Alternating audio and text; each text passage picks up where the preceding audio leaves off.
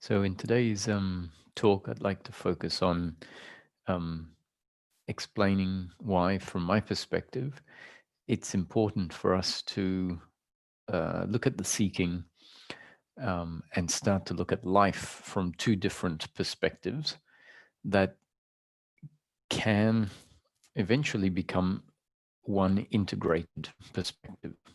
Um, and in order for there to be what I would call an integrated perspective, we first need to understand the two perspectives separately. And once there is a good understanding of the two perspectives individually or on their own, then they can come together and be seen as complementary. And these two different perspectives are what we can call different methodologies of teachings, teachings that are approaching the topic of liberation, coming to know yourself, or what equates to, in practical terms, happiness through peace of mind, a continuous, unbroken peace of mind, which turns out to be human happiness. So these are two different approaches, two different methodologies um, approaching this topic. And in fact, it's not so much that they are different and necessarily can work independent of each other, because the point of this talk is to show how a seeker, if they find themselves understanding both perspectives and investigating, inquiring into life from the two perspectives, that they will explain and make changes in their own relevant ways. And in some cases, there are changes that the other approach just isn't particularly um, tailored towards bringing about. And the same in the vice versa way, is that the other approach will make changes that the alternate approach just doesn't isn't equipped or isn't focusing on. And so from this point of view, you say, well, they're not just two different methodologies, which you can find yourself choosing one or the other, and either one doing the job. What I'm suggesting here is that they're both needed. And so that's why this is a talk about the integration of what we can call the top-down teachings and the bottom-up teachings. So a top-down teaching refers to a teaching that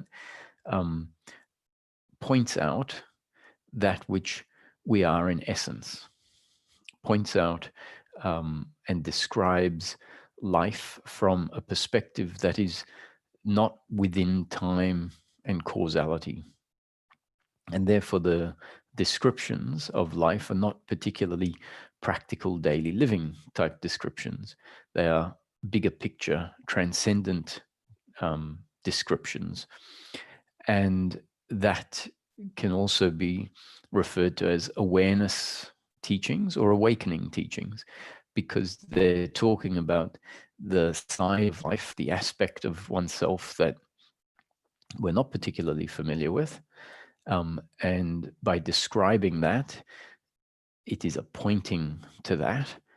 And the descriptions, as they are understood, as they bring about change in the system, may reveal a recognition of that aspect of oneself, that aspect of life that previously, in the moment when there is an experiential knowing, seeing what is pointed at. And in that moment, there is essentially a felt sense that life and oneself is fundamentally or qualitatively different to how we have always known life. And so there can be this sense that, oh, I haven't known myself until now. I haven't known life until now. And that is what we can refer to as awakening.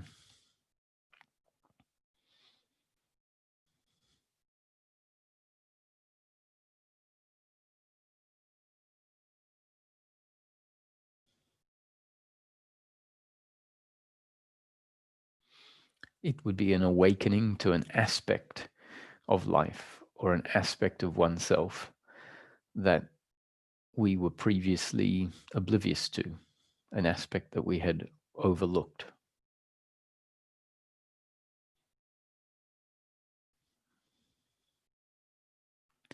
Now, awakening, although impressive, profound, because it reveals life in a way that hasn't been felt and sensed. It reveals our identity or our sense of self in a way that hasn't been known.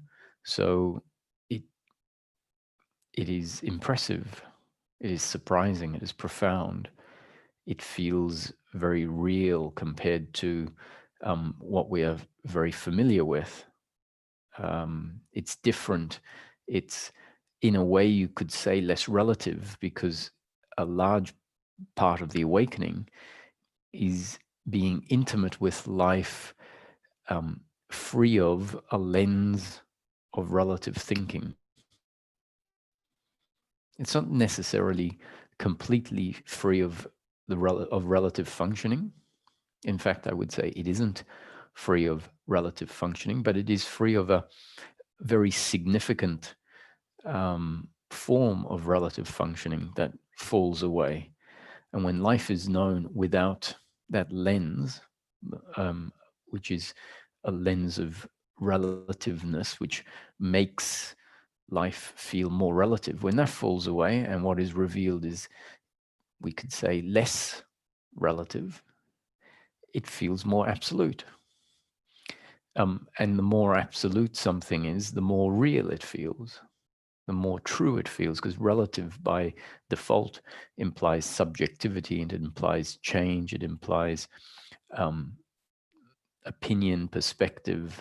So subjectivity and change are significant words when we talk about the relative. And if a layer of subjectivity, if a layer of subjectivity falls away, then a layer of change falls away. And so what's left is something that feels less changing and less subjective.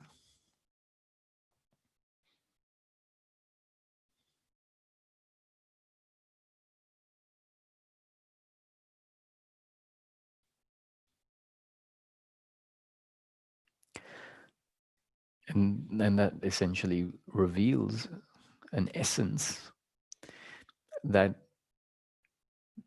can't be experienced, can't be felt, can't be recognized when the relative movement is at play.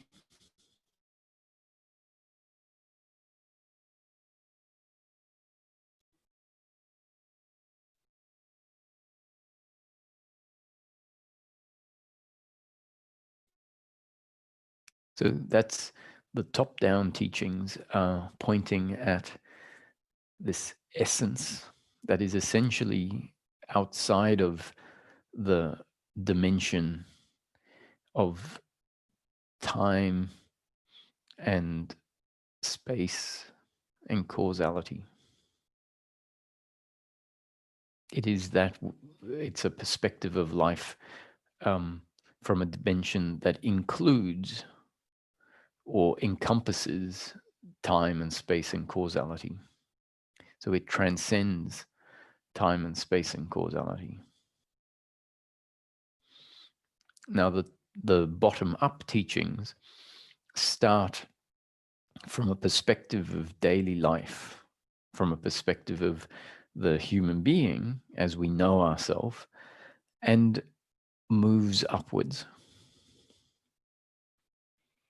And the languaging is much more to do with causality and explaining life from a practical point of view, and focusing on the specific thought patterns that need to fall away in order for the human being to function in a way that we can say is much more in line with what we really are. Now, what we really are, I'm not just pointing to the awaken, to the consciousness or awareness that can be recognized and is being pointed at to by the top-down teachings. I'm saying if we're really going to function in a way that is more in line, at least think more in line with what we truly are, what I'm talking about is a integrated knowing of ourself, which includes the body and the mind. So the body, the thoughts, emotions, and knowing that the consciousness and the awareness are not separate from the body and mind, and as a package create the human being. So the human being is a multidimensional entity, and we tend to know ourselves to start off with as being pretty much a physical entity, and an emotional entity. And that essentially is only knowing one significant aspect of the human being. The awakening teachings say, hey, you're missing the essence of yourself. You're missing that part of the human being that is timeless and is untouched by circumstance. You're underappreciating yourself. And so the integrated knowing of oneself is to know oneself as a human being and know ourselves as a human being as a multidimensional entity, both physical, emotional, and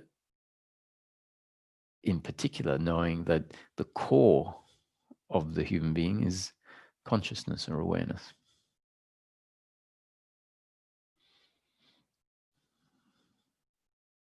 Now, if we know ourselves as a human being and recognize the consciousness, the awareness, but certain beliefs are still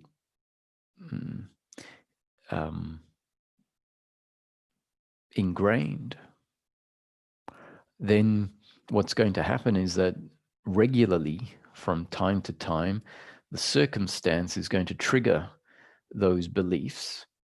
And if those beliefs are beliefs of what I would refer to as the remnants of our misunderstanding of what a human is, then even if we know the consciousness aspect, even if we know the human being as being both body, emotion, and consciousness, and yet there are some beliefs of doership and attachment to outcome, which is a belief that is not an accurate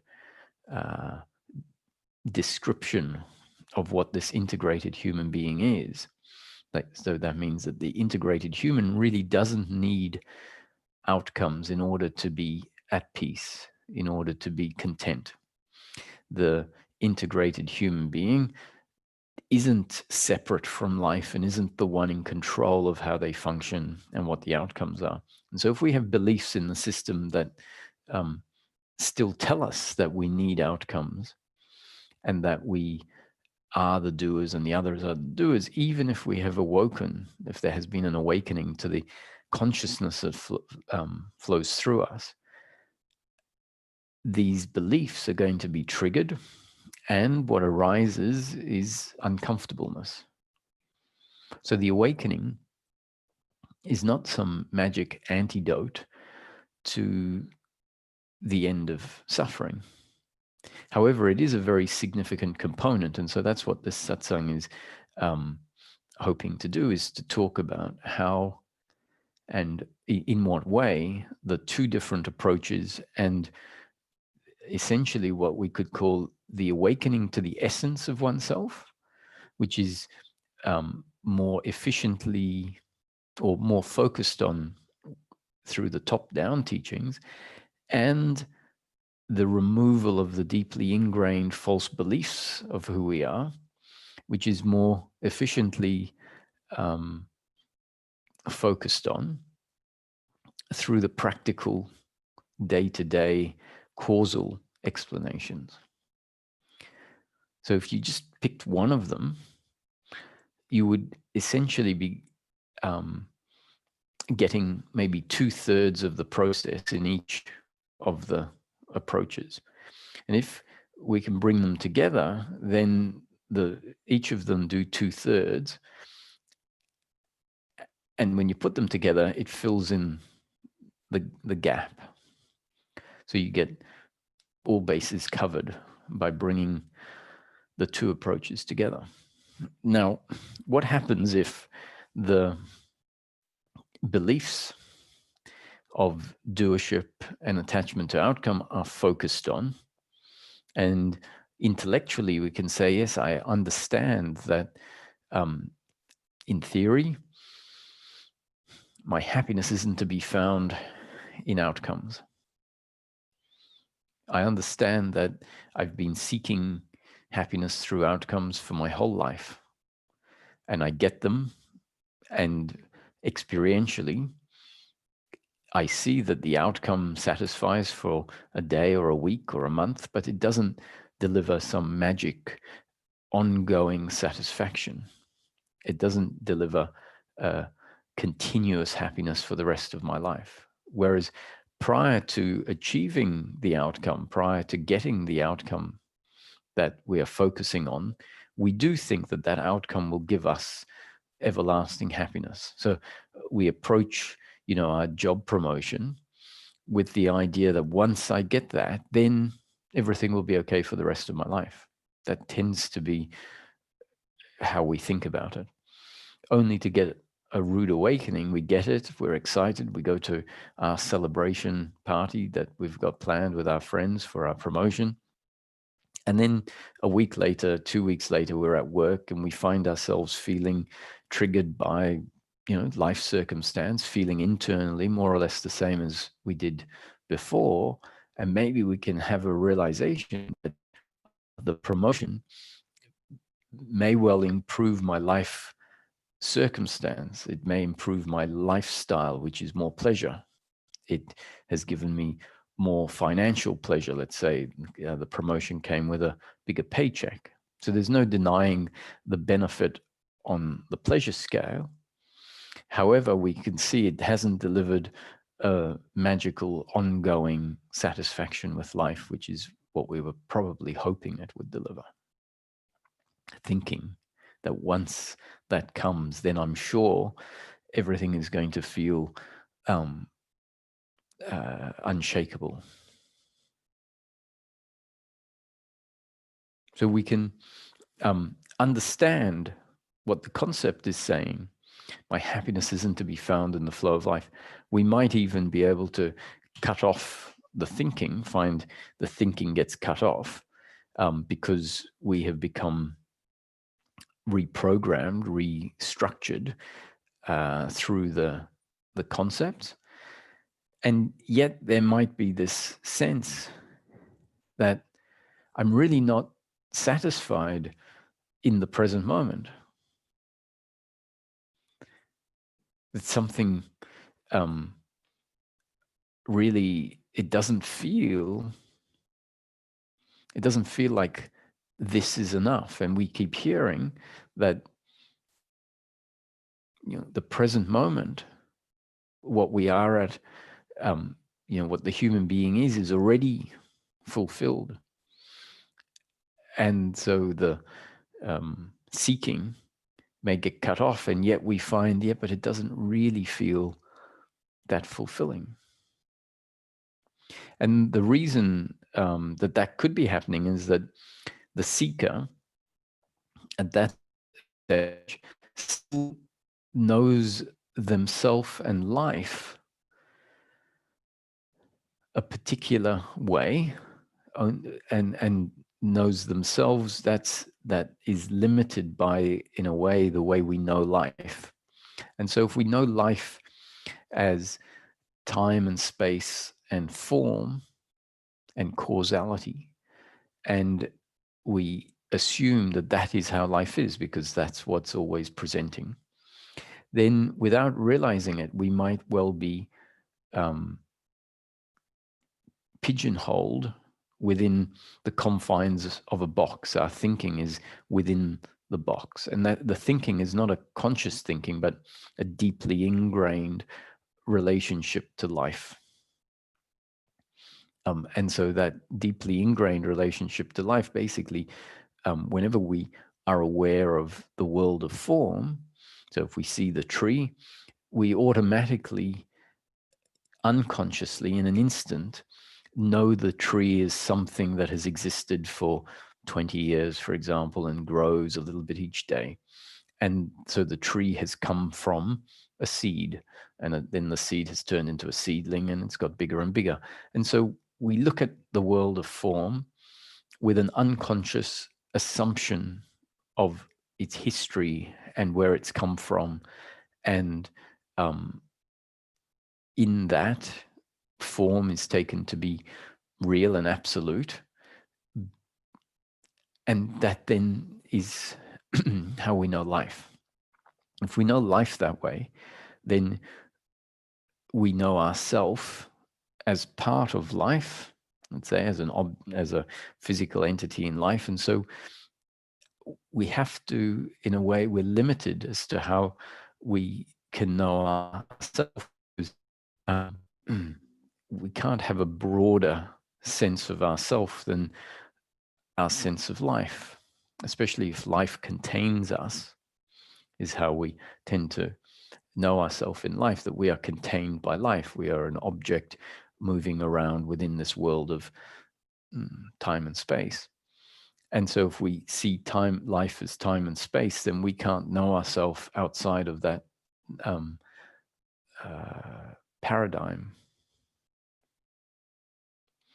And the aspect of the human being that is already complete, the aspect of the human being that is at peace, is content with just being, is an aspect of the human being that lies outside of that dimension of life. It lies outside the dimension of time, space, causality.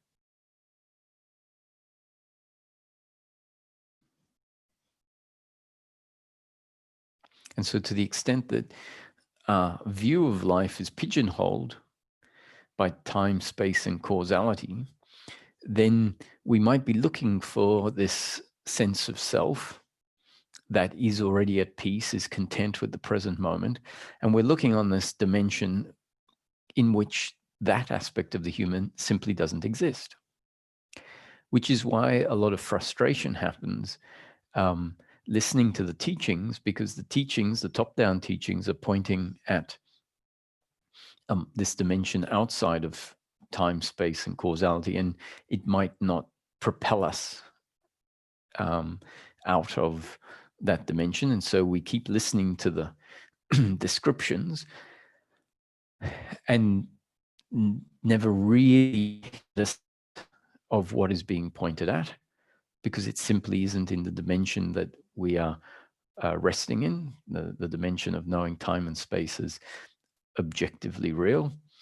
And because it doesn't propel us out, which it can do, but if it doesn't have that effect, then, well, we remain frustrated, looking to understand what it's talking about, but essentially finding ourselves on the wrong dimension, or on the dimension that is not being spoken about. So how can we know this aspect of ourselves if we're pigeonholed and restricted to a dimension on which it doesn't exist?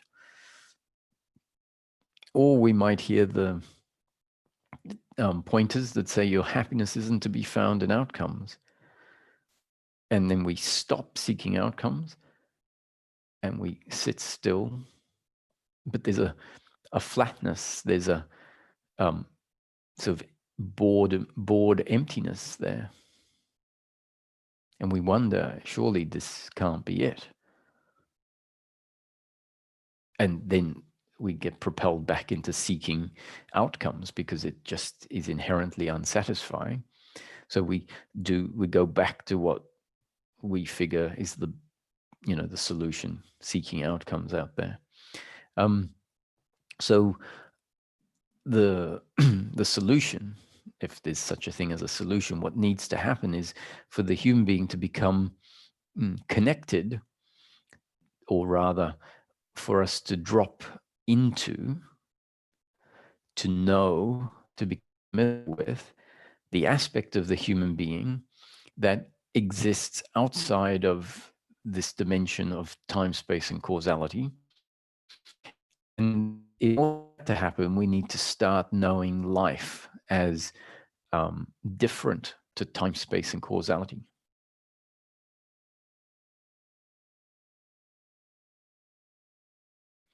And so that really is not something that I can just say, oh, well, we can put descriptions onto it, and the descriptions can help, but it probably requires some concerted repetition and looking and investigating and saying, how can it be that life is according to these descriptions? Like, what does it mean that form is not really form, for example, that the table is not real?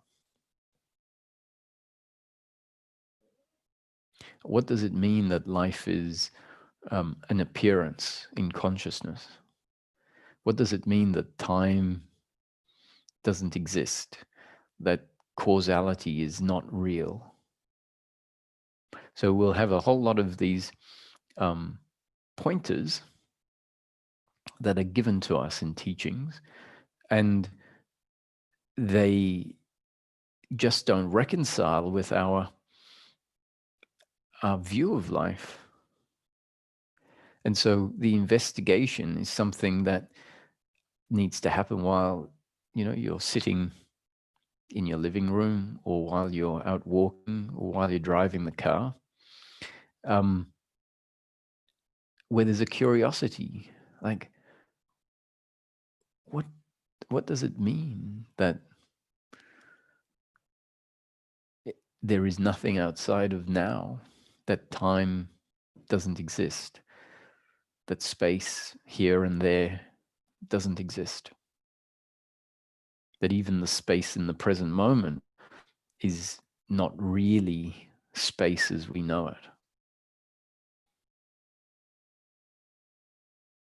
And a lot of this investigation will require us to really challenge our presuppositions about what life is. And those presuppositions have been ingrained based on how the experience of life has arisen and how we've experienced it for day after day after day, for months, years after years after years, 10, 20, 30, 60, 70 years, more for some seekers.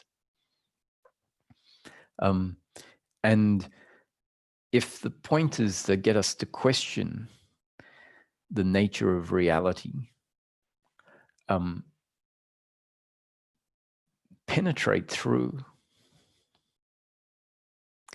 then there can be a recognition, an opening up of this dimension, this aspect of the human being that simply wasn't known. And that's when the game, in a way, changes, because the experience in that moment is, of course, life, I am not the same as I knew myself.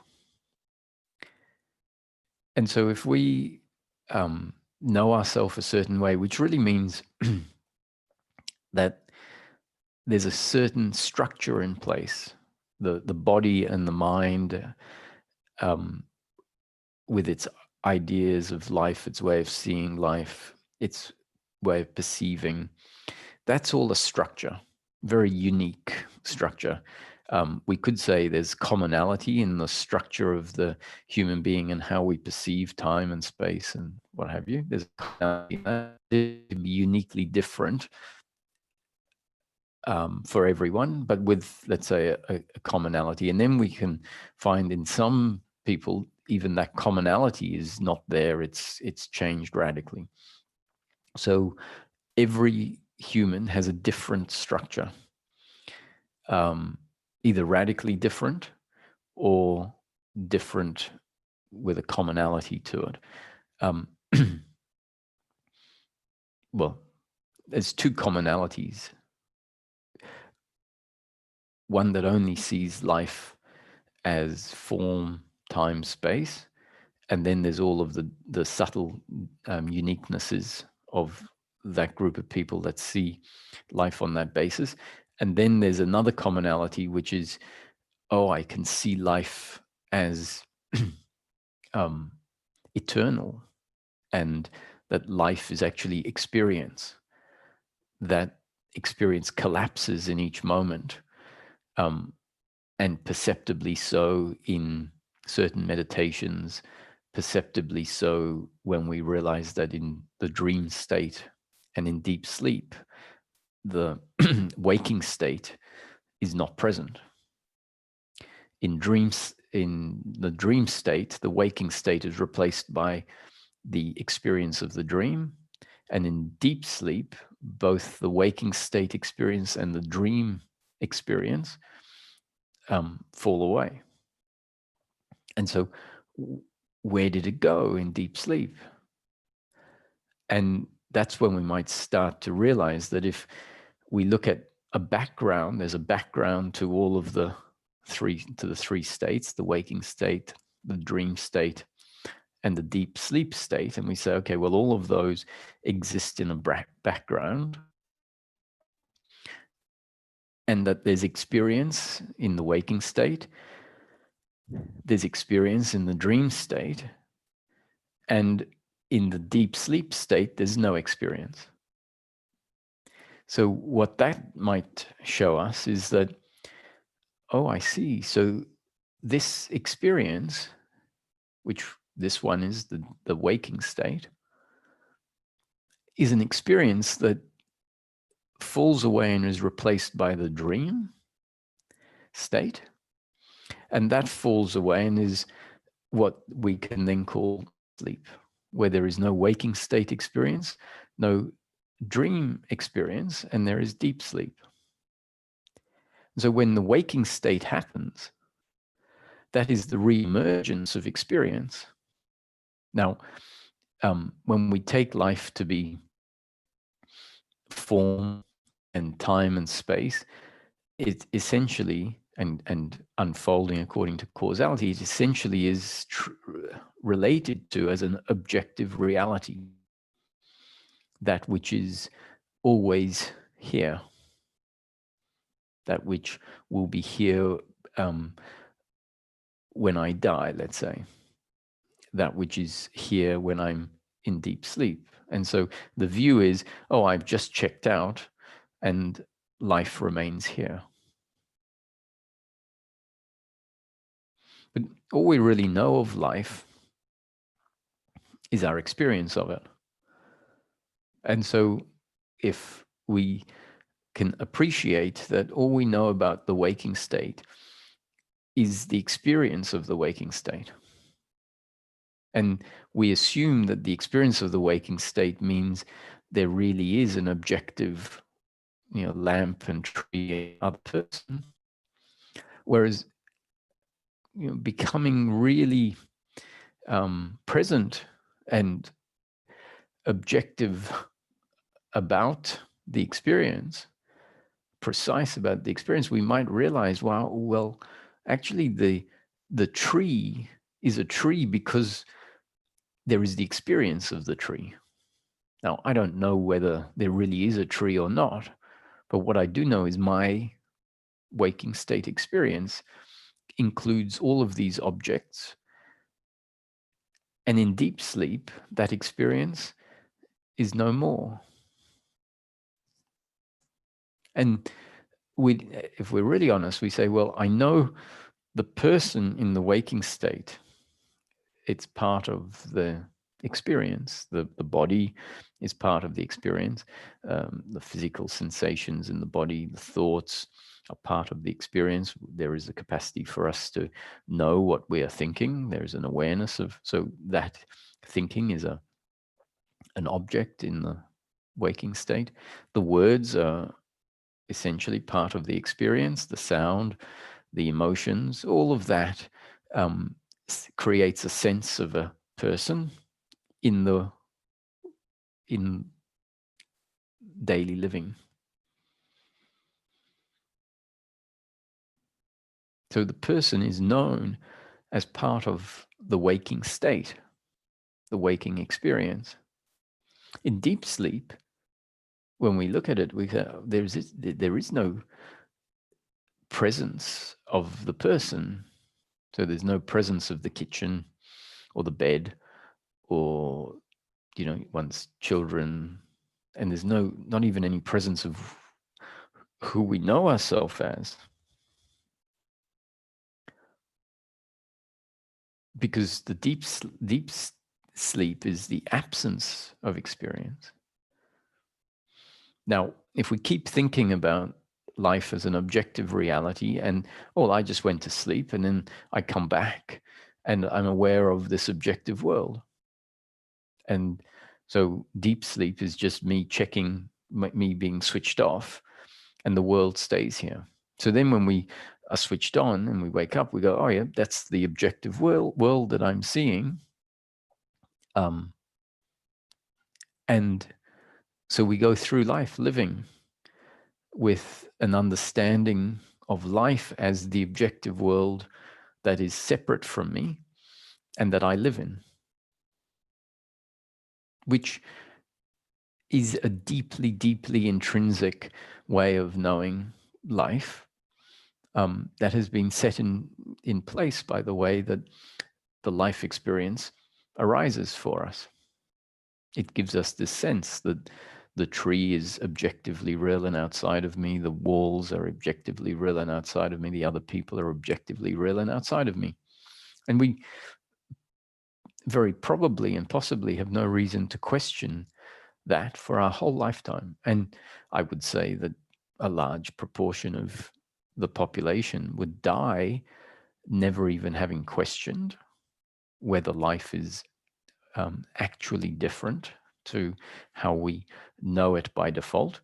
There will be people who would have played around with the philosophy for an hour here and there, or maybe even given it some thought that they can have a discussion about it. But very few people in life have entertained it sufficiently for an alternate to pop out such that it's like, oh, this is not necessarily just a theory. Life is different. Life is not as I knew it. And in the experience of life shifting such that it is qualitatively different, such that the framework of time and space no longer seem to be the framework, such that the world of form, like the tree that seemed like a objectively separate object made of wood, is no longer presenting itself that way, but rather presenting itself as an image within a field of consciousness. That's when there is a radical surprise at life being different, and where our sense of self also transforms to match the new paradigm in which life is presenting itself. So in that shift, what we know ourselves is different. And so the question of how do I get to this satisfaction of outside of seeking pleasure in the future, which may be a question that arises when we're seeking satisfaction in the future and that doesn't deliver satisfaction. We have experienced that. And then we try stopping. We do stop. We say, I'm not going to play that game, so stop. And we stop. And there's just an inherent unsatisfying boredom So we say, how do I get to this place where I'm not bored by not seeking and just feel like everything is that life is fulfilling? And there isn't an answer that can give to the seeker that's finding themselves in that place, because it's about a structural change. And you can't tell the seeker, oh, you need to have this structural change, and expect the seeker to make the structural change. It just doesn't happen like that. But if life brings about the structural change, which is what I've just been describing. So if someone suddenly does see life differently, then we can assume that the structural change has happened, that the structure has changed. And in that moment, the question of how do I find this place where life is satisfying becomes redundant, because the satisfaction, the contentment, the lack of feeling like things need to be different is what's present. And we can laugh at the fact that it seemed so essential to be seeking things out there, because in that moment it's all so simple. It's like, why would I need to go anywhere when life is this? And in saying when life is this, we also know ourselves differently. When I am this, and I'm not necessarily saying when I am life, but when I know myself as this entity or this essence that is different to what I've known myself as. So the answer essentially is to connect to a part of oneself that is inherently okay with life. Now, that connecting to that part of oneself is is is not going to happen if certain bonds aren't broken, if certain ways of thinking aren't broken. And what often happens is that the ways of thinking that need to break are what is inadvertently utilized to try and find this place where the human being is at peace. When in fact, in order to find that place, those types of thinking, those bonds, those rigidities need to fall away. And so if we find ourselves inadvertently utilizing those forms of thinking to try and find the place where I'm at peace, what's happening is the very opposite of what we're hoping for. By utilizing that form of thinking, we are validating it, reaffirming it as true, and that form of thinking is validating and reinforcing the very structure that creates the discontent, that is the discontent. And so there really is a frustration then that happens, because there's every intent to dedicate one's life to this movement, and yet what is in place is a way of functioning that isn't loosening the bonds and is in fact strengthening them, which means we might find ourselves putting in a lot of effort and feeling frustrated.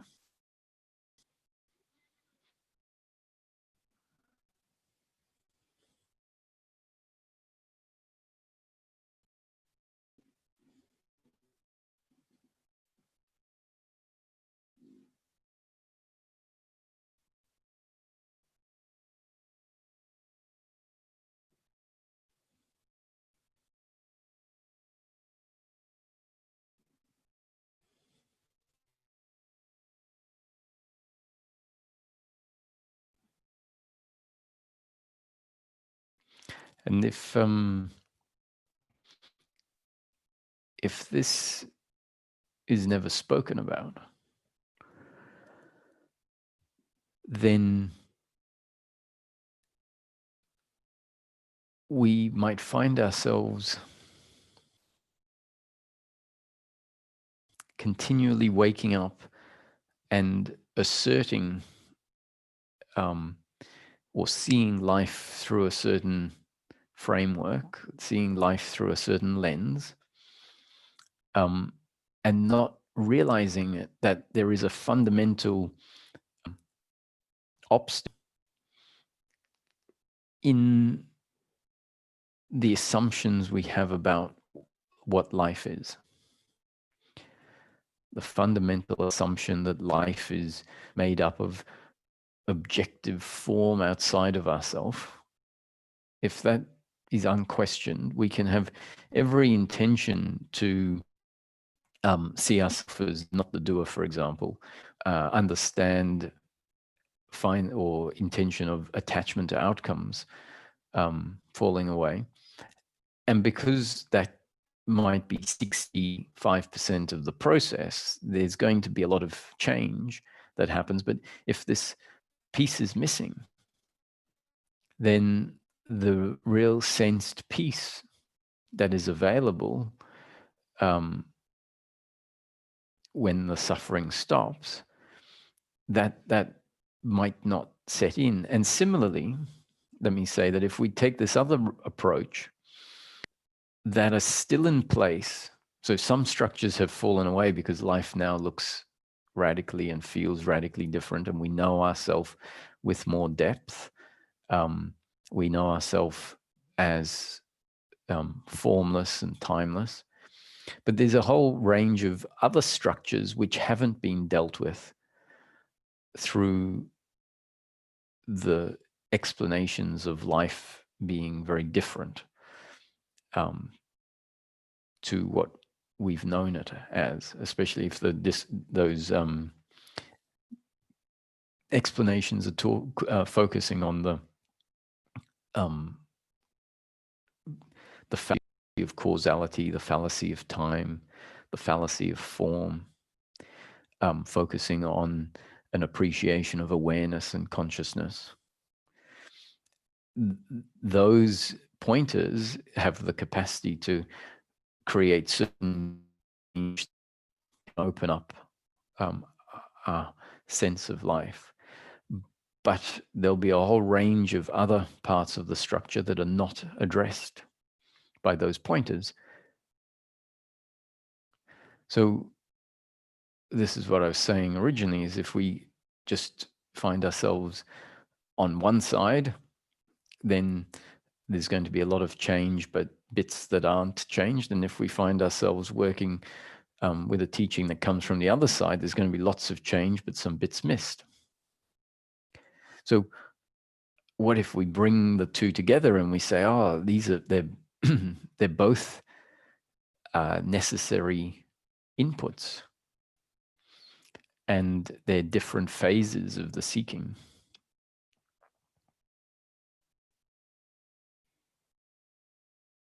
So I would say that when I look back on my process started off with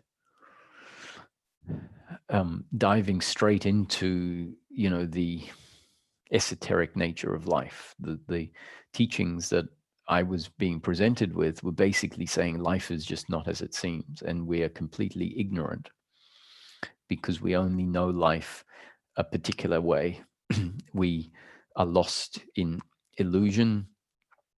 We don't know ourselves, and what we really are is God. What we are is consciousness. What we are is brighter than the light of 1 billion suns, was one description that I remember reading. So the teachings I was reading were basically telling me that life is completely mystical, and that humans and Roger has no idea about the true nature of life or the true nature of self. And I was compelled by that. There was something inside that says, yes, this is what I want to know, and this feels right, and I'm going to dedicate myself to this path. And the questioning of the reality of beliefs and concepts and what the concepts say about what life is, and questioning time and causality, being encouraged to let go of an identity of being a person, knowing oneself as awareness that can only be known outside of the realm of thinking. So there was about 3 or 4 years of Roger being ushered through an investigation of life, such that this very esoteric aspect, or the very esoteric dimension of life, started to reveal itself. So life was described as a creation, a story, a plan, a predetermined story unfolding. And so you can imagine that the human being that previously moved through life relating to life as relatively mundane starts to open up to the fact that life might not be mundane, and it might not be random that we're bumping into people the way we're bumping into people. It might not be random that we're going through certain events in life. And so that's that's quite something, to find one's assessment of life loosening up and opening up, such that the knowing of oneself then opens up. And that went on for, let's say, 4 years or thereabouts. And I really thought that the seeking was about transcending life, transcending daily life, becoming more and more nothing, knowing oneself as awareness and not the human, not the person, witnessing life from outside and knowing everything that was witnessed as illusion. And so that's where the process sort of took me and takes people, to a point where this starts revealing itself, and and we tend to find ourselves going deeper and deeper into this emptiness, into this nothing. It's not really nothing, but it's knowing life as not materially, absolutely, objectively real, knowing it as a subjective experience that is arising and is interdependent and coexisting with the consciousness that I am. So knowing that the lamp ceases to exist when consciousness ceases, that the lamp is completely interdependent on my being aware of it. So this implies the car that is theoretically out there actually doesn't exist. But the car requires my awareness in order for it to have an existence. And that the body is an object that is interdependent on awareness. So the body ceases to exist when awareness subsides, which is, let's say, what happens in deep sleep. So the whole world that we assume is real and objective ceases to exist in deep sleep. Now, I'm not putting forward this as a description that is the truth. All of that which I'm putting forward is a concept. All teachings are putting forward concepts. Whatever has been said in the past, whatever will be said in the future by myself and any other person in life, no matter how enlightened, is always a concept and not the truth. I would say the only truth in the manifestation is the impersonal sense of I am.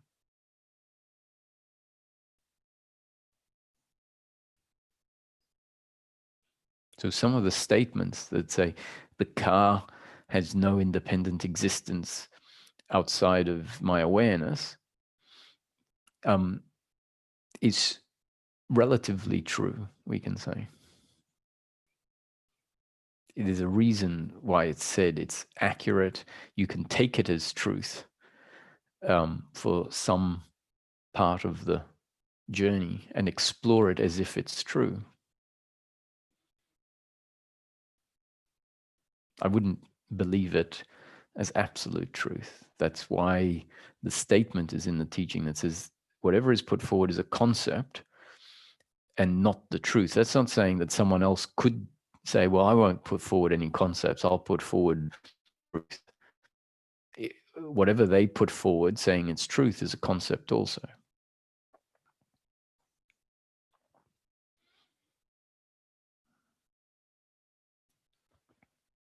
Because a concept is never going to be, words are going to be limited.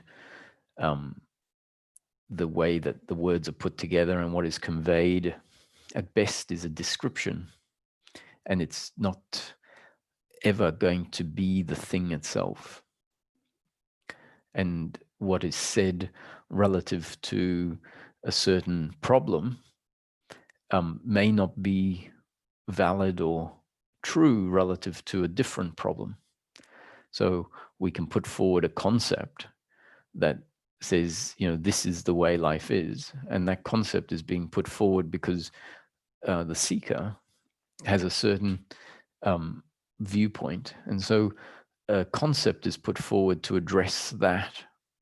Whereas another seeker will have a different obstacle, let's say, a different belief system that needs to be addressed. And so we'll put forward a concept that is actually contradictory to the one we put forward to a different seeker. Now, you'd say, so which one of those is true? And so none of them are true. They're both concepts. And they're both accurate and useful relative to the task that they are being used against or used for. But as a universal truth, well, I am.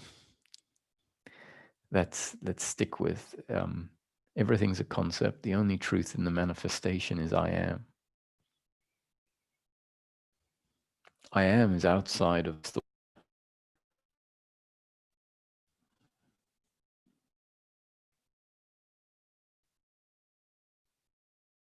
What is life if you stop thinking of life as being time bound and causal, and you stop thinking of life as being non-time bound, non-causal and eternal?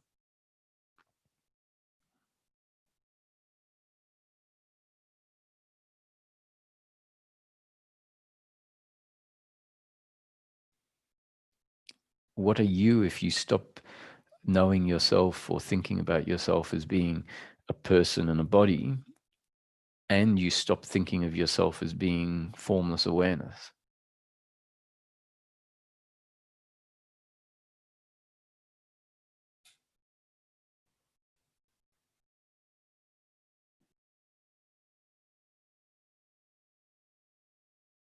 And what that's suggesting is, we tend to take a concept and identify ourselves with that concept and say, oh, that's what I am.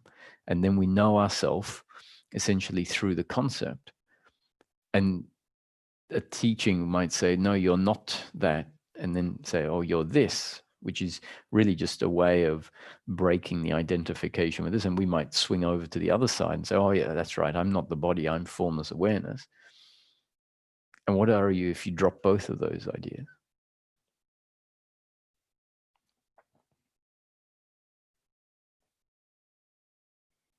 And that's really pointing to dropping out of the realm of thought, out of the realm of concept and belief. And it's not something that our structure, the human structure, especially cognitive process, is simply not habituated to dropping out of thinking.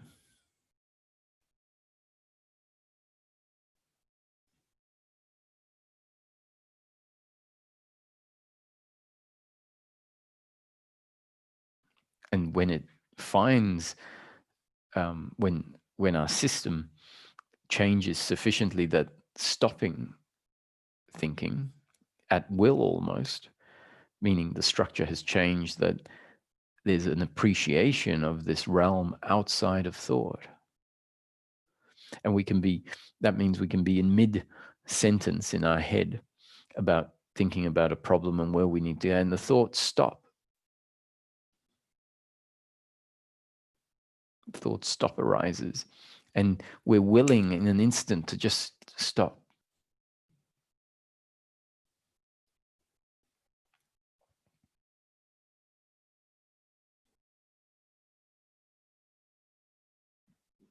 And it's not so much about a willingness of our thinking that says, yes, I think it's time for me to stop. It's an intuitive, spontaneous dropping of thinking, because in that moment, there's a reminder, drop into what you are, which is outside of all of this thinking about what you need and who you are.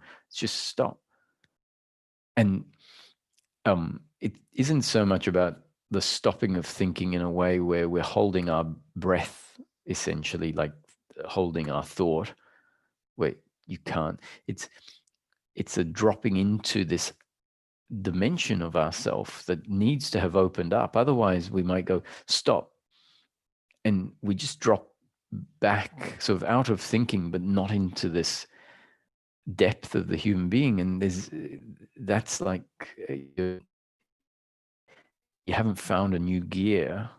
You're just disengaged in a sense from the gear you know, but that can only last for a very short period of time because you haven't set yourself onto a new platform. So the dropping into this other dimension is a place where we can stop the thinking, planning, arguing with someone in your head, feeling bad about, who you are and what people think about it. Stop.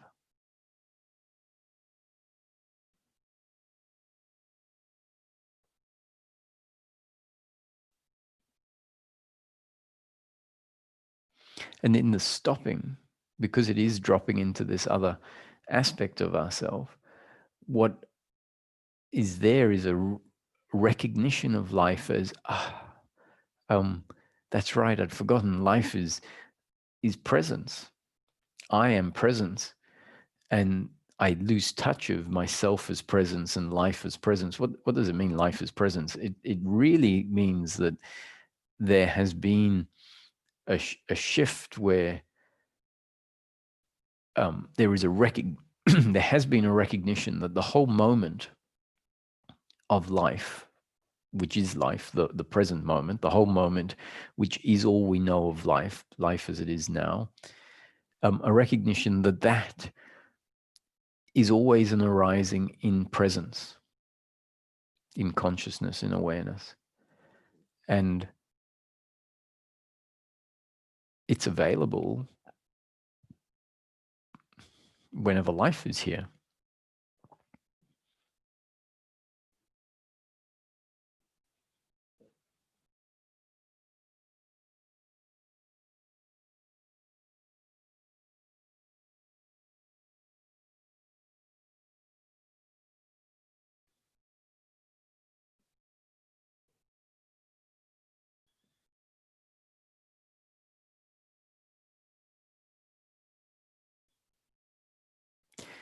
And it's really it's so simple when the structure has changed such that that's its home.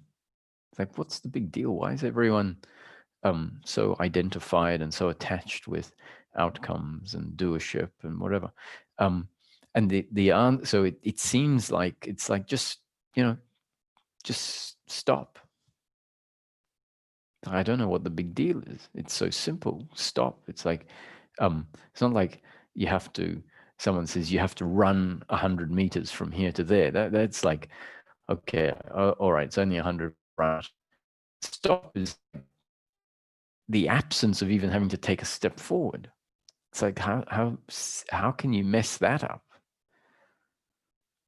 And yet, the truth, when we really understand, is that we're just not designed to stop. We're designed to be running forward when the structure is a certain way.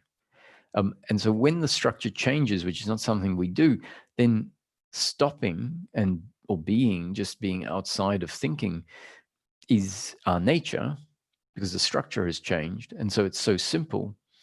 And in fact, if that's happened and we don't remember or realize what has happened, we might go, I don't understand why it's so difficult, why seeking seems to just keep going and going and going for someone.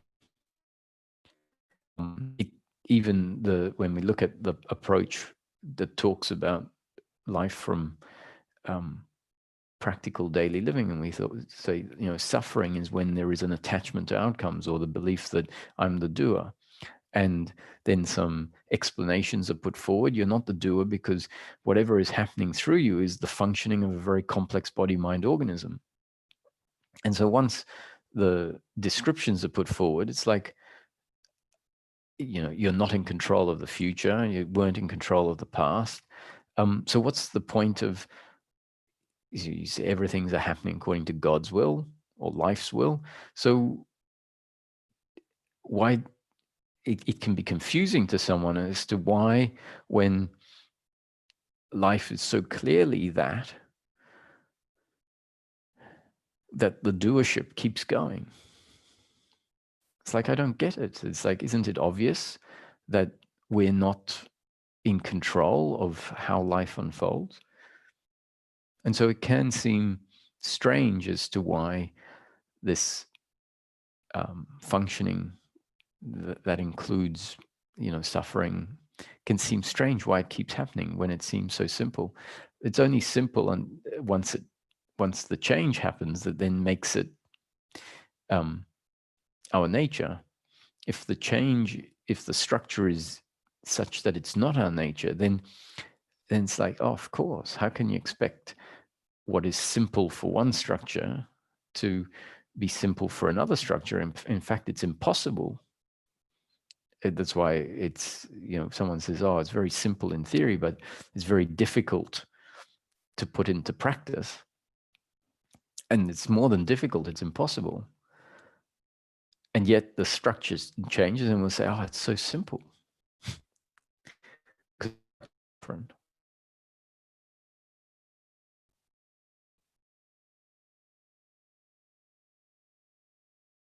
So all of the concepts that are normally put forward in the teaching that say, really what we're looking for is happiness for the human being. And happiness for the human being is happiness through peace of mind, meaning not a happiness that we'll find in the future because we're doing things. It's just about being in the present moment, let's not even say in the present moment, being in life, knowing that life is what's here in front of you, doing whatever you need to do based on the circumstance that presents itself, and finding that the suffering, the craving for things in the future, the regret of things in the past, the complaining and the hating people and wanting life to be different, the anxiety, all of that's just not there. So that's happiness in daily living for the human being. And it is because the beliefs of personal doership and attachment to outcome have fallen away.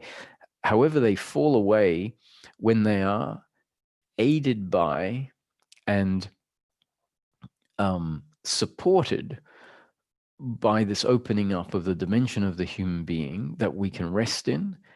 And when we rest in it, we find, oh, I am at peace without life needing to be different. And then the belief that my happiness is to be found in outcomes gets weakened by the fact that we might find ourselves lost in seeking for an outcome. Then we remember, I am, and we drop into this place and say, I forgot for a while. My happiness isn't to be found in outcomes, which really means over here, when I drop into my being, I'm not happy because of an outcome. I'm happy because I'm here, because I am, because I'm connected. I know myself more fully. So this, your happiness isn't to be found in outcomes. It's just a reminder that can pop up once we see ourselves completely invested in, a situation unfolding a certain way where we're convinced that if it goes our way, then I'll be happy. And engaging in it like that is inherently uncomfortable. We can feel, if we've become familiar with that type of thinking, we can feel I've lost myself while I'm projecting into the future, while I'm thinking this way. And so when we feel like we've lost ourselves, we just automatically, the thought is, I am, which reminds us to come back to the present. And it's like, here I am. So this is the preciousness here. The preciousness is here. And it's available all the time because here is life. And life is, whenever you're in life, here is available. Now, I know this is frustrating because the truth is that our structure may not be such that this dimension, this part of the human being is accessible. Why is it not accessible? Maybe it's because we're just still looking at life every time we wake up and every time we go through the shopping center and the garden and work. We're looking at life assuming it is one way, assuming it is the way that we've cognized it, or based on how we've cognized life. And it's been locked in that says, trees grow and they have a history, and all of life has a history, meaning, I used to be 5 years old.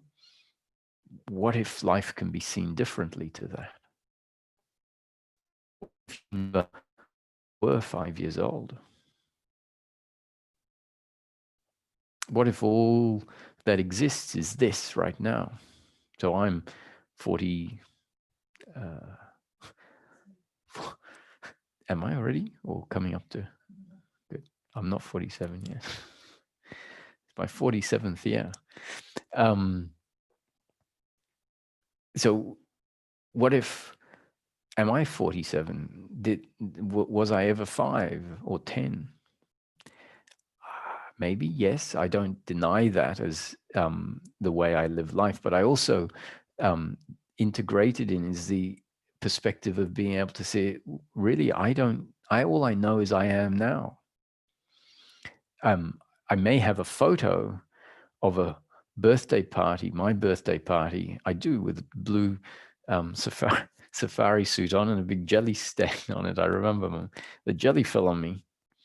And I wasn't happy that this jelly fell on my blue safari suit. And so I have this memory in the present moment. I don't know that ever happened. Life's mysterious. Maybe this is just all an illusion. And this memory is inserted in the present moment to create the impression that I was once 5. And just like a night dream at night that spontaneously appears, and then the character says, I'm 46 or 47, and no, 46. And I remember when I was 5, jelly, and this character has just appeared in the dream, this moment. The dream has just appeared, and he's talking about when he was 5. He was never 5. He wasn't even 2 seconds ago. But in the dream, once the dream world arises and the dream character arises, there are these memories, and the character feels them as being a representation of the past. In our world, maybe they are a representation of the past. Maybe that's why I remember being having jelly on my shirt, and why there's a photo of the jelly stained shirt in a photo album somewhere. But I don't really know. I live as if I was 5.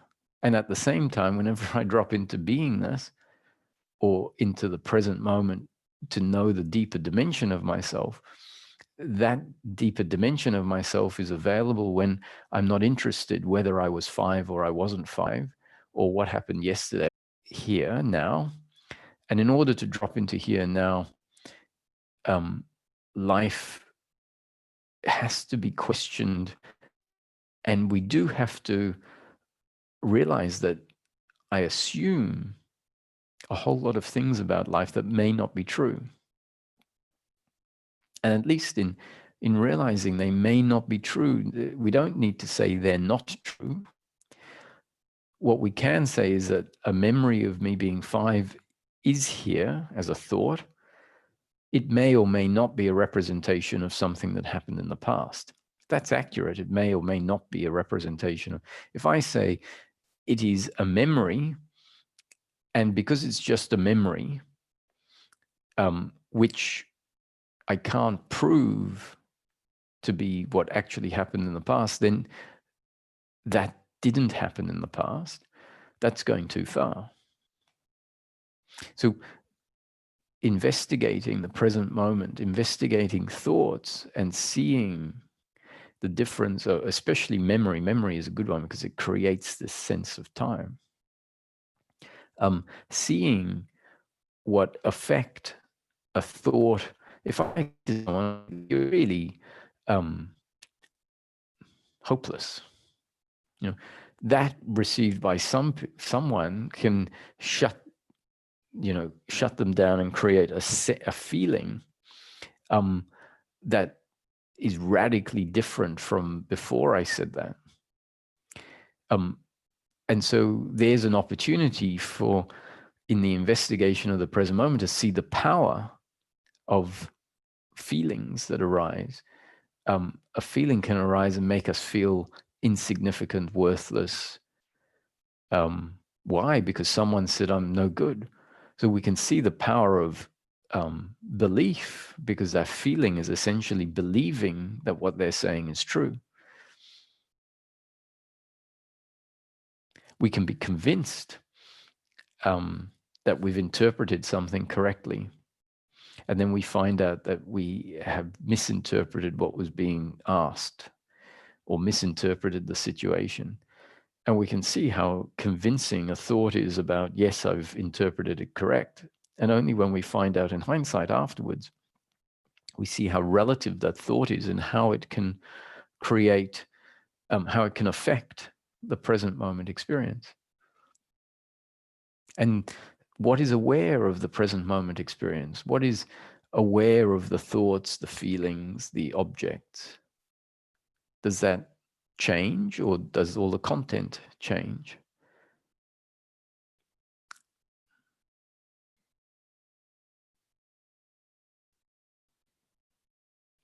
So what I'm talking about mostly today is about this sort of knowing life differently. And as if we know life differently, it's like we come to know ourselves differently, because what is aware of the present moment is not the body, from the perspective. What is aware of the present moment is the awareness in which the body is just an object, just like the chair or the other person. And the seeing of the present moment, we might get told, doesn't happen through the eyes or the ears. It feels like it does when we're convinced what we are is the body. The pointers will say you are not the body. The body is just an object. And for as long as you have confused the object as the subject, then the real subject can't be known. What you are is formless awareness. What is aware of all of the objects is not the body, but the awareness.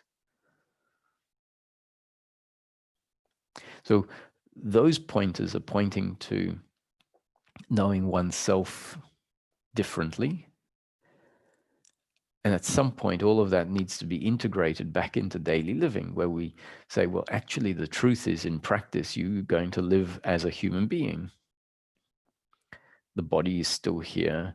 And not only are you going to live as a human being as if the world is being seen through the eyes and through the ears.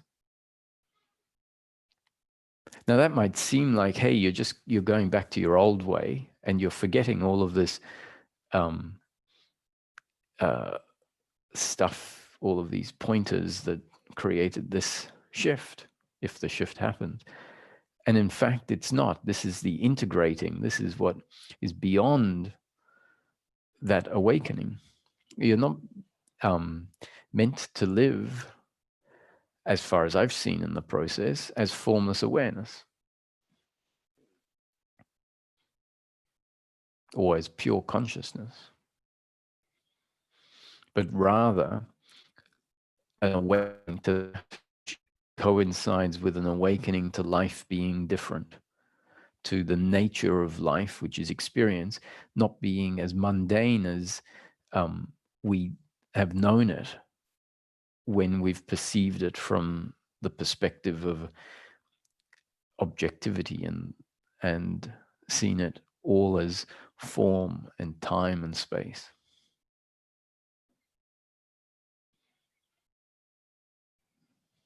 So open up and then bring it back in, which is where the concepts of non-doership become very important. It's you are a person. You have to live your life as a person, doing in each moment exactly what you're destined to do, dealing with a circumstance as it presents itself.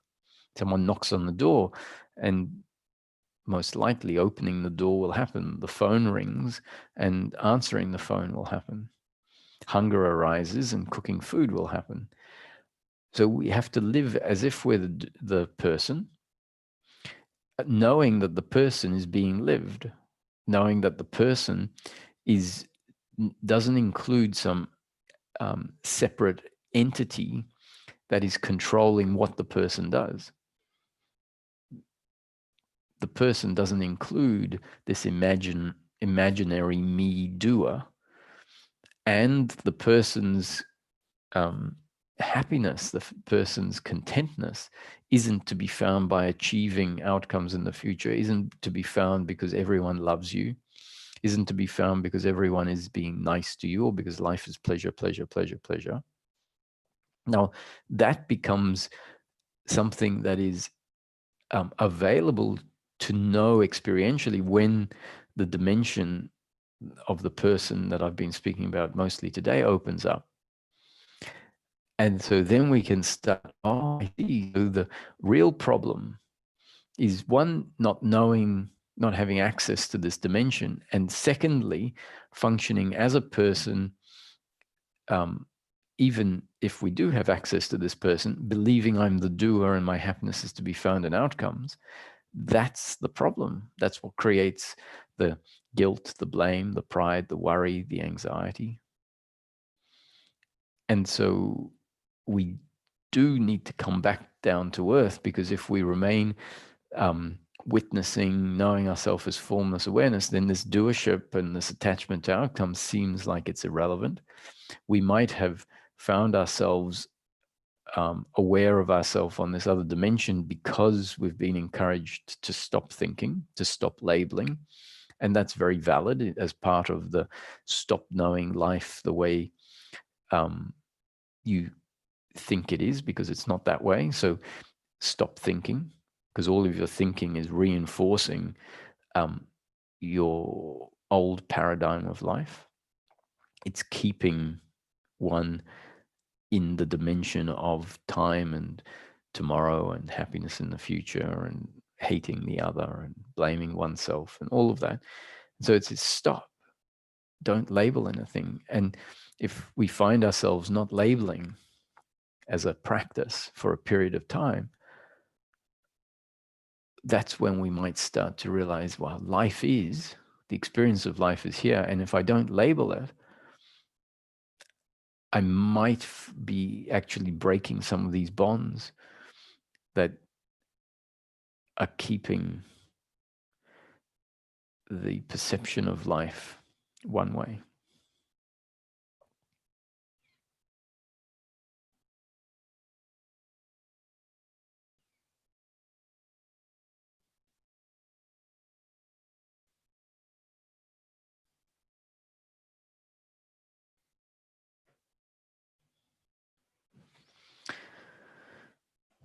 So let's see if there's a couple of questions.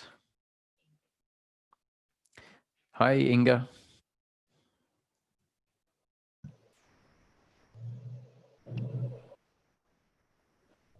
Hello, Inga. Hi, can you hear me? Yes, very Hello. well. Okay. Thank you so much, Roger, for your work. And I listen to you every day. It's like my therapy. Um, I have my life has, like many of the participants have told you, my life has changed a lot. It has given me a lot of peace, and I think the structural change in me is changing and deepening. And just yesterday you said that the repetition, and that you don't mind and you enjoy the repetition, and that was exactly what I was thinking the other day.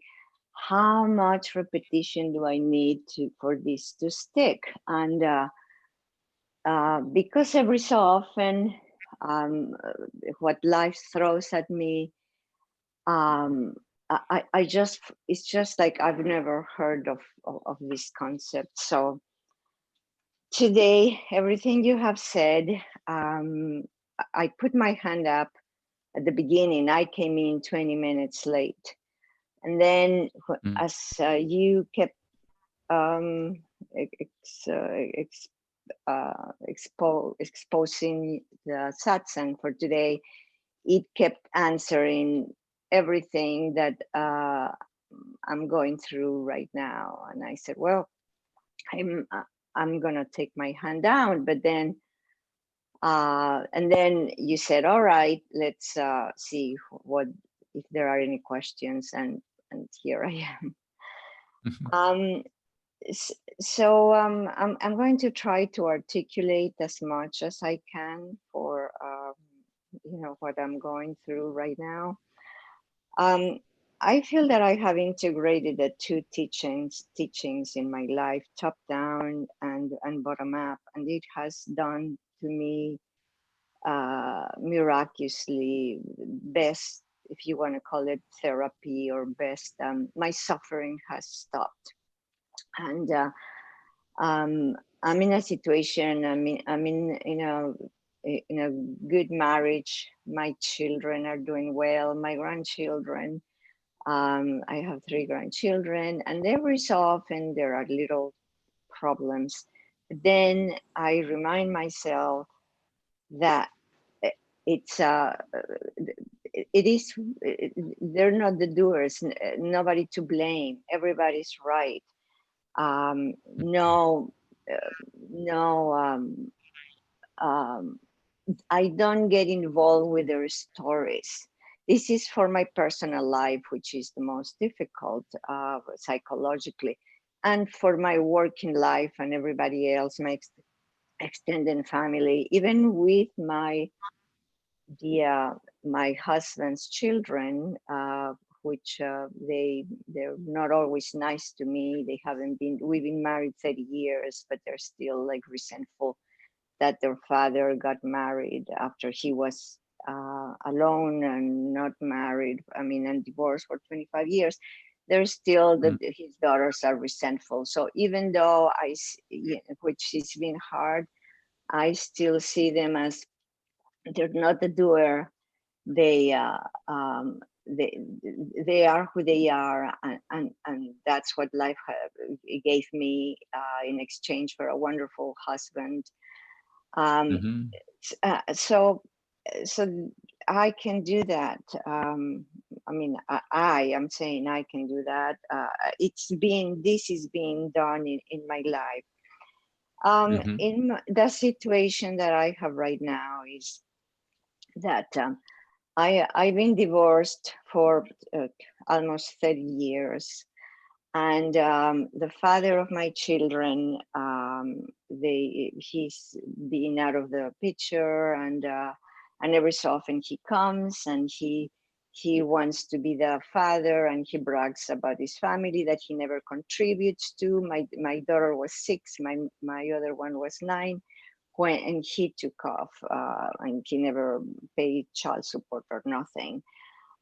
So now he just came yesterday, and I have all this resentment in me. I could not sleep last night, and I tell myself, oh, I thought that I can do that. He's not the doer. He was in my life for a reason, which I have done with him, because he's come here many times, and I have seen him as the father of my children, my daughters. If I didn't have this daughter, if I didn't meet him, I wouldn't have these daughters, and I love my daughters. But he creates this emotionally drama between my daughters and him and my son. And I try not to stay involved in the story, but I get hooked and I get involved in the story, and I cannot stop myself. And I said, like you say, stop. But it is like a child that has a ball, like my 2-year-old grandson, that doesn't want to give it away. I hold it. And I said, well, after all, Roger, he's young. He's my son's age, 47 years old. I don't know if he's ever been married, divorced, if he has children. I don't know how much he knows about suffering. I don't want to make my suffering, and I'm right now, I'm in this state. I don't want to make it like, because I know from my work, where I work, I've seen in the courts, my suffering does not compare to many other people. But in my life, since I was born, I have suffering, because my mother didn't want to have children. She told us that she wanted to abort us, and she feels bad for to abort, and in her time abortion was not that readily available, and she was enraged all her life at herself, at whoever was around. So we were put in a boarding schools, in fancy wealthy boarding schools, where it was institutional. So when I got out of there at 18, I just did. I didn't want to see my mother or my father, so I just did. I married a Muslim, and I had a son, and it was a lot of suffering, a lot of pain. Then I got divorced, and I married this Scotsman that also he there was there was a lot of conflict, and pain. And I always knew all along along this, first because of the religion, that I could go down to myself, and I am, and here I am, and where there is, I'm formless awareness.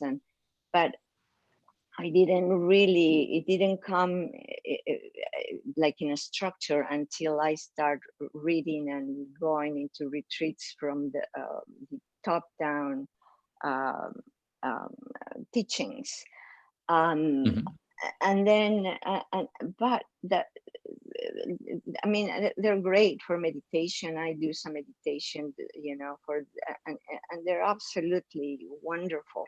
Then when it comes to the real life, then the first time I heard you, I was still trying to find myself with this absolute esoteric um, um, part of me. The first time I heard you, I think I told you, like, I don't know, 2, 3 years ago. But then I heard you again, like about a year ago. And then I said to myself, yes, this is it. Yes, yes, yes, yes. And this has, you have helped me enormously. But now when and it's been going smooth, but now it's not that I'm discouraged, but I just don't know if I should say now that this pain, I know, like the the top-down teachings, they say, embrace your pain, just feel it, just feel it and accept it, and say, yes, my resentment, it's okay, welcome it, it's all right. And I've done this, with, all my traumatic past, with my parents, and, religion, and Catholic religion, and everything. But I don't know if uh, this in this teaching you're teaching, if this is part of what life is bringing to me now, right now. And I have to say, yes, okay, all right. I shouldn't feel bad about it. I shouldn't feel I'm regressing, and I shouldn't feel that what's wrong with me, because I've been doing so well. Or and it doesn't work right now. When I say stop, and he's not a doer, he's not, he is who he is, this man. uh, and then I have to see him today because my grandson is having a party. He came here for the party. So it's just excuse me, sorry. So it's it's just I don't know. It really makes me feel like um, I'm not I'm I'm not what it I think I am. That Mm. and again is the doership, and it's me, the I, and I have some input for you.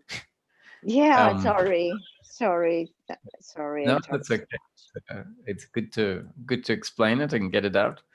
Um, there's a time when those bits that haven't uh, been released yet, the doership and the attachment that we might not have been aware of, but it's in the system and it's influencing our overall attitude to life, but um, in a way that maybe wasn't so noticeable until this situation came in.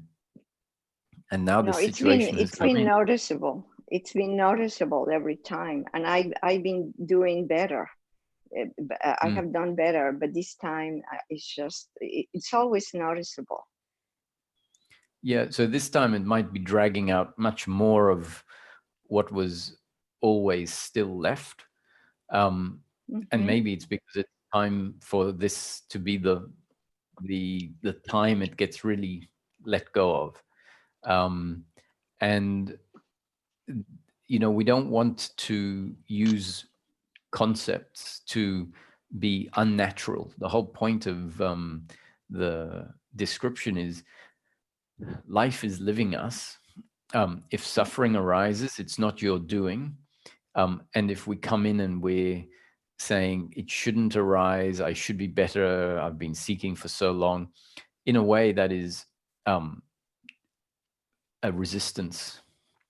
And so if we see that that's happening, that it's very valid to let what wants to come up, what is being pulled up by life, come up,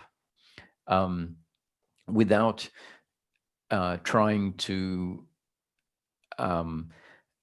insist that the system doesn't have this hatred, let's say, this resentment, uh, because that insistence can, although it's very useful, there's a certain phase, or not phase, but a certain movement, three movements in the seeking.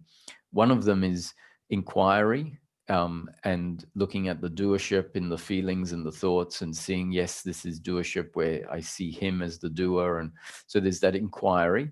The other is dropping into being, and there's no inquiry and there's no suffering, or if the suffering is there, it is just witnessed. So those are two different movements: one, inquiry, active inquiry; the other is dropping into being. And the third is neither of the first two, and it's essentially a surrender to the suffering energy, because the suffering energy is saying to you, I want to take you over. um, Yes. I want to have space. I want to express myself. it's it's like a volcano. It's down there, and Yes. you know so the suggestion here is there's a certain time in the process where your system is ready for that energy to come through and um, be processed in a way that may actually be the releasing of deeply ingrained doership and attachment to outcome. So the energy feels like it will kill you. That resentment, um, most Yes. suffering, really, when it's intense, is this is going to kill me. Um, this is not good for Yeah. me. That's what it feels like, because it's a deep uncomfortableness with oneself and with the other. The truth is, it's Yes. a feeling. It will never kill anyone. So if you can, if it's possible, if your system is too shocked by it, because if it feels when it feels uncomfortable, normally the system pushes it down. Maybe you can find a different movement happen which doesn't push it down. So get really angry, you know, let out the words, not necessarily in front of people or to him. You can do it in private, which means be completely unenlightened, right? The energy that's going to come Mhm. out is completely blame filled, completely full Right. of resentment, all doership and attachment. And who cares? This is a specific movement of the process that actually requires the other processes, the witnessing and the inquiry, to not be active. Because if they are active, they're getting in the way of this process. And so that's why it's important to hear that there are three main um, in movements of the spiritual seeking that are all valid, and they're all different, and they're all good for different purposes.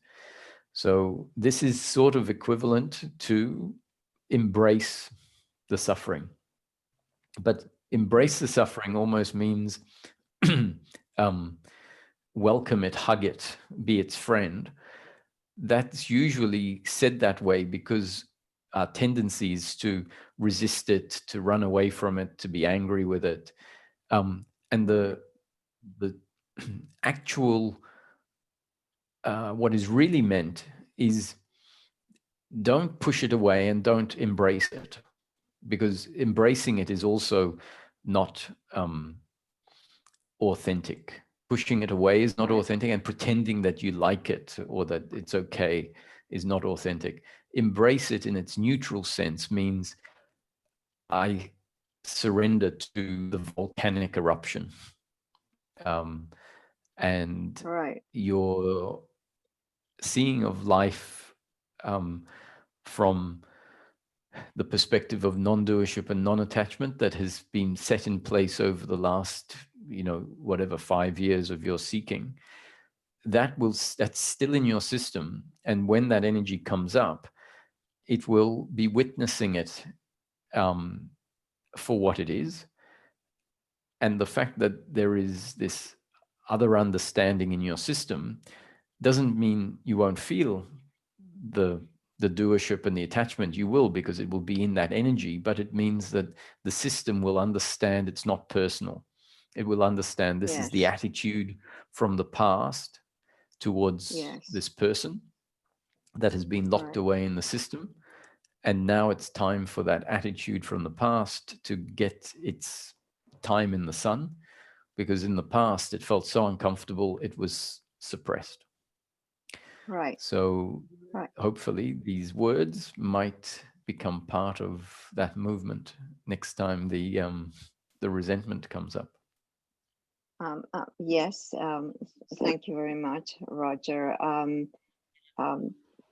I see that, and I do that inquiry, and I ask myself, who's angry, who's upset, or who's resentful. There's nobody. There's uh, my formless awareness can never be resentful or hurt. Uh, Mhm. but it's very difficult because I want to go back to the story, what he did to me, and But that's what I'm suggesting is really allow that story to have its space. Don't do the inquiry. I'm not suggesting to do inquiry. In fact, if you're asking this question, who is there to be angry? You're getting in the way of the anger, because in a way you're trying to diffuse the anger and the resentment. I'm saying the yes, opposite. Be completely angry. but is that good to be angry? Because then Yeah, because better in my that, huh better out in. well, who am I going to express the anger to? Your pillow. Oh, well, I tend to, like my daughter is angry or too, my son is angry. So when they call me and they're angry at their father for whatever, then I get into their story, and then it creates, with my anger and their anger, it creates a whole huge volcano. So that's why I try to stay away from this anger. But yeah, I am angry. Yeah. Yes. So that's what I'm saying. Maybe there's a time to be authentic, instead of saying, I shouldn't get angry, because the truth is we don't know. Maybe what I'm suggesting is getting angry, which means really allowing the anger to come out authentically, like saying, I'm not going to pretend. I'm I'm going to be angry. Be the angriest out of all of your children and yourself. Be the one that is the most angry. Um, and let go of how things should be or what you think is the best way. Um, and see, now I'm also not necessarily suggesting to do this in the middle of, a party. It might happen that way, and that's destiny, it's God's will. Hopefully you can laugh at it at some point. um, Right. what I'm But it might be too hard, to um, in a party, the pressure of all the other people. Yes. Really, what I'm suggesting is, if you feel overwhelmed, try and find a place where you are private, a room, and just get angry, um, and witness, actually feel how intense the energy is, because this is what's impressive about these repressed doership and attachment to outcome. The the energy is so intense that we Yes. um, don't realize how intense it is until it is allowed to come up in its without us getting in the way, without us saying, "Oh no, this is." We're afraid of it. It's so intense. Yes. We're Yes. afraid of what is there. So if you keep Yes. this inside, you can imagine uh, it's not benign. When it's inside, it's so intense that it has an effect on our way of experiencing life. Maybe it might not be noticeable, but it's got an effect. So that's why I say it's better out than in. Yes.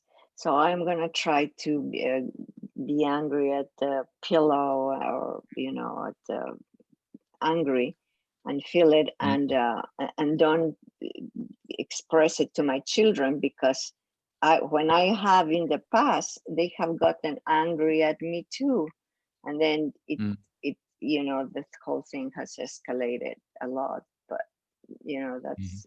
but I guess it has helped us to to be that, to have the closeness we have now. But I'm gonna try to be angry then. Yes. Thank you very But much, Roger. you're welcome. But don't What? try too hard to be angry, because then there's the doer trying to be angry. you're fortunate at the moment is the anger is just below the surface, right? So Yes. you don't need to try. Just when it's knocking on the door saying, I want to come Yeah. out, Right. just don't get in its way, right? Let it come out. So that's not getting involved in the story. Um, well, the story will be very intense. Like, I hate you for what you did. Really, that's what will Yes. be, get out of my life. Who says you have the right to come in? Um, Yes. I don't want you to see the truth. I don't want you to have any of the pleasure you didn't contribute. Yes. Just Yes. all of that. Let it come out, however it comes out, and you Yes. will witness. It's almost like you have your telephone recording all of the words, and you don't need to think about the words. They will form um, based on what the energy itself is, and there'll be a part of you that is registering this, and it might be going, "Wow, look at the intensity of that." But Right. yeah, not taking it personally, because really all that anger is the ingrained beliefs of doership and attachment to outcome, which is the old way of seeing life. So 25 Right. years ago, this is how you saw life. It was very Yes. painful. It was taken personally, and it's still Yes. taken personally on this level. So what's Yes. going to come out is you taking life very personally. And that's not a problem. That's the release of the doership and attachment to outcome. Yes. Mm. Thank So you. good. Thank you so much, Rogers. Thank you for everything. The satsangs and your generosity, and you're such a blessing in my life. Thank you so much. You're welcome. Thank you. Thank you.